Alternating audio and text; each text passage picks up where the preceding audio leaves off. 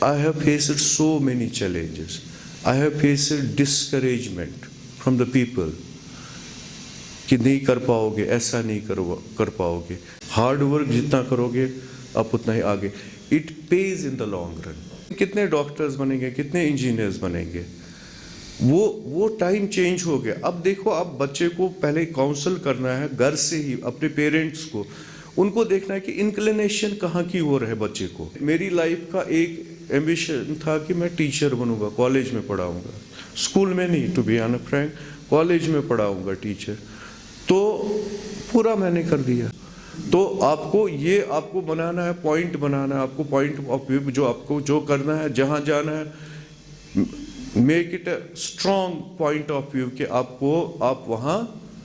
आप उसी में जाना है. Now the nomenclature of that conventional system has been totally changed. तो हम अब flip mode पर आ गए. So tech savvy is very important right now in this social media age. And जितना भी हमारे पास अभी जो सिस्टम जा रहा है, सब कुछ ऑनलाइन ही, सोशल मीडिया पर ही जाता है. सो टाइम के साथ हमें बिल्कुल अपने आप को भी चेंज करना पड़ेगा. अब फ्लिप मोड पर अब देख लीजिए, जब एजुकेशन का सिस्टम जो पिछली बार चेंज हो गया तो चॉइस बेस्ड क्रेडिट सिस्टम आ गया. तो चॉइस बेस्ड क्रेडिट सिस्टम जो हमारा था, उसमें क्या, what was the motive of that, कि उसमें हमारा एक skill subject from the third semester हम लेते थे. I am talking about the college level. So third same से हम सिक्स सेम तक एक स्किल सब्जेक्ट लेते थे. रीज़न क्या था कि employability, because everybody is after government jobs. तो बट अगर आजकल हम देख लेंगे कि जो सिस्टम है हमारा, अभी घर बैठे इंटरनेट पर, सोशल मीडिया पर you can earn lakhs of rupees. So tech savvy कितना इम्पॉर्टेंट है वो आप खुद समझ सकते हो. अब देख लीजिए, अगर हम देखेंगे यूट्यूबर्स आजकल है, यूट्यूब अब सब्जेक्ट एक फॉरेन कंट्रीज़ में अब यूट्यूब टोटली पढ़ाया जाता है. तो उसमें क्या होता है कि यूट्यूबर्स बनते हैं, तो वो आगे जाके फिर घर से ही अपना काम स्टार्ट करते हैं, व्हाट्सएवर जो उनका कंटेंट होता है, सो वो भी अर्न करते हैं. मैं आपको एक एग्जांपल दे रहा हूँ. मेरा एक स्टूडेंट था, he was this appointed in school education department और अच्छे पोस्ट पर था. तो अल्टीमेटली एक दिन उसने अपना एक सॉन्ग रिकॉर्ड किया, बोला मैं यूट्यूब पर ये डाल रहा हूँ. सो वो क्लिक हो गया, तो at a time 2.3 million views उसको आ गए. तो उसके बाद देन ही स्टार्टेड अनदर प्रोजेक्ट. तो जब उसने स्टार्ट किया, उसमें भी बड़ा अच्छा रिस्पॉन्स हो गया. तो ultimately after 3 months he resigned from the job. Now right now he is earning 1.37 per month. देखिए, स्किल पर ज़्यादा स्ट्रेस दो, क्योंकि वही बंदा आगे जाएगा जिसके पास कोई स्किल होगा, क्योंकि जॉब्स उतने हैं नहीं. तो अब देखिए जॉब कट कितने हो गए, बिकॉज ऑफ कोविड भी हो गया. अब वो बेचारे सारे वापस आ रहे हैं. सो क्या करना है कि आपको एम्प्लॉयबिलिटी आपको खुद क्रिएट करनी है, और बच्चे की आपको देखनी है कि उसकी जो ना सोच है, उसकी जो रग़बत है कहाँ की ओर है. इट इज़ नॉट जैसे हमारे वो ज़माने गए.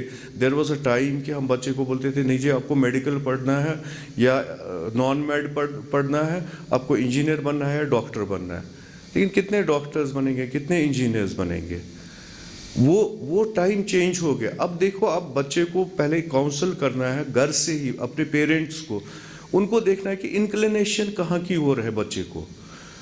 तो मैं I will give you a simple example. मेरा बेटा था, 12th पास किया, नीट क्वालिफाई किया, तो पीछे पड़े थे उसको सारे कि आपको डॉक्टर बनना है. उसने बेचारे ने कुछ नहीं कहा, वो बेचारा चुपचाप बैठा रहा. तो प्रिपरेशन भी उतनी नहीं की. अल्टीमेटली नीट उसने क्वालिफाई किया. उसने बोला पापा मैं नहीं जाऊंगा, मुझे कोई इंटरेस्ट ही नहीं है. मैंने कहा फिर आपने क्यों पढ़ा? आपने बोला मुझे मदर स्ट्रेस कर रही थी कि आपको डॉक्टर बनना है. मैंने कहा मुझे बताओ आपको क्या करना है? बोला मुझे इंटरनेशनल बिजनेस में जाना है, मेरी जो सोच है मैं I want to do international business. तो उसके लिए फिर मैंने उसको इंटीग्रेटेड MBA में नेक्स्ट डे उठाया, उसका एडमिशन, उसका टेस्ट हो गया शारदा में, तो उधर एडमिशन हो गया।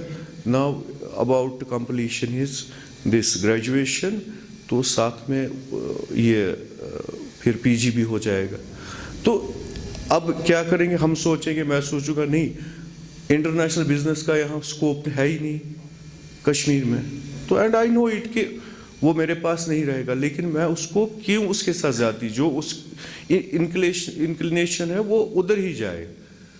डेफिनेटली जिसकी इंक्लिनेशन जहाँ की ओर होगी वो उसमें एक्सेल करेगा। आप थ्रस्ट करोगे कोई आगे नहीं जाएगा, थ्रस्ट का ज़माना ख़त्म हो गया। अभी कैलकुलेटेड हमारे बच्चे हैं सारे। मैं आपको बताऊंगा जो नई जनरेशन है इनको पता होता है कि हमें 10th पास करना है, फिर उसके बाद कौन से सब्जेक्ट्स लेने, फिर 12th आएगा, फिर क्या करना है, फिर वो पूरा प्लान्ड होता है। और ये भी उनको पता होता है, वो माइंड में होता है कि मुझे किस एज पर शादी करनी है। ये भी वो इतने कैलकुलेटेड हमारे बच्चे हैं आजकल। तो अब इनको थ्रस्ट वाला गेम तो ख़त्म हो गया। तो सबसे बड़ी बात है कि स्टार्ट जो है काउंसलिंग वो फ्रॉम पेरेंट्स होनी चाहिए, उसके बाद then school, then college. Without struggle भी आपको कुछ नहीं मिलेगा, घर बैठे कुछ नहीं मिलेगा। आजकल कंपटीशन का ज़माना है, so struggle is very important. This time it is very much too much difficult to get a job. So उसके लिए पहले आपको, अब जो स्ट्रगल की बात आपने की, वो स्ट्रगल पहले ही आपको इसी पीरियड में करनी है। तो आपको बनाना है, पॉइंट बनाना है, आपको पॉइंट ऑफ व्यू जो आपको जो करना है, जहाँ जाना है, make it a strong point of view कि आप वहाँ आप उसी में जाना है। इंसान को एम्बिशियस होना चाहिए, ये बड़ा इंपॉर्टेंट। मेरे पास देखो एक चीज़ है, मैं कोई भी काम करने से पहले when ever I start any work, तो जब मैं स्टार्ट करता हूँ काम, मैं सोचता हूँ कि मुझे ये काम करना है, ये काम करना है, सो उसी पर मैं वर्कआउट करता हूँ। तो ultimately I always succeeded in that, कि मैं पूरा फुलफिल करके रखता हूँ। इसमें होता है ना एम्बिशियस भी आपको बनाना है ना। मेरी लाइफ का एक एम्बिशन था कि मैं टीचर बनूंगा, कॉलेज में पढ़ाऊंगा, स्कूल में नहीं, to be honest frank, college में पढ़ाऊंगा टीचर। तो पूरा मैंने कर दिया। जब इंसान जो विल पावर है ना, विल पावर मैटर करता है, विल पावर बड़ा स्ट्रांग होना चाहिए। ऑलवेज हार्ड वर्क जितना करोगे आप उतना ही आगे, it page in the long run.